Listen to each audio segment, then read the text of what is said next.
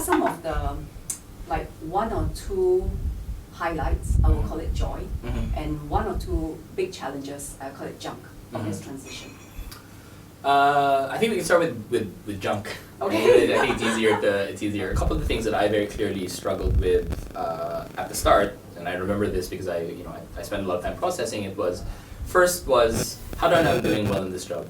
Right? So I had to rely on creating my own metrics for impact, and also finding and establishing my own kind of panel of evaluators. And in my case, that ended up being kind of some of our early stage investors, some of our early stage partners who thankfully were willing to invest in the relationship, saw some value I could bring in LifeTrack, and were willing to kind of really work hand in hand with me on our common goals around how do we want to use the technology and how do we want to scale this company up. The other thing is there are times when you get things aren't going well. You get very frustrated. So we weren't getting as much traction early on when we were doing our fundraising. It's not a sexy category. Right. It's not B2C, it's not e-commerce, it's not AI. So I think the appetite for investors in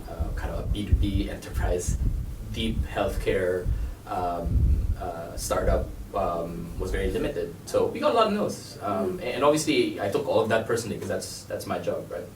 You only need one yes, and it will take 100 no's or more. And to someone who's kind of used to mostly succeeding, kind of 90% of the time, I hate to say it like that, but I think handling rejection in a startup, I think that's a very valuable life skill, because when you're early stage, you have no credibility, very little product market fit, very little budget, right? The joys are, I think the first was I've realized that I really enjoy the deal making part.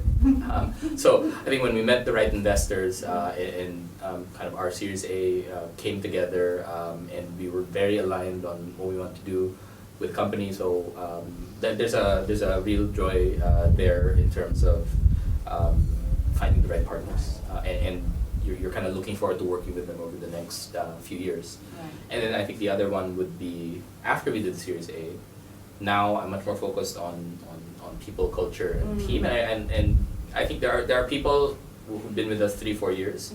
They have been through the really, really tough parts of the job, and they have performed spectacularly. They've done everything that was asked of them. Right.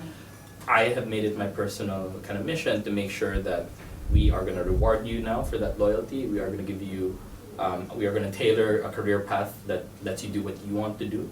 And we really see you as kind of a vital part of LifeTrack going forward. So there's a retention part, and then there's a recruiting part, which is obviously what I'm working with Connect One on. It's how do we add more leaders into the company that can help our existing team get the mentorship and training and learning that they deserve, but then also continue to scale up those teams. So I'm very energized when I find the right person to come in, and they're transformative, right? Every VP you add, if it's the right VP, you can immediately feel the impact they have on the org, and so that's every time we find the right person for a senior role, I'm extremely excited to get started working with them. Right, that's amazing, because I think one of the gripes we have is that many early stage startups don't prioritize people, product, and money seems to be the biggest thing.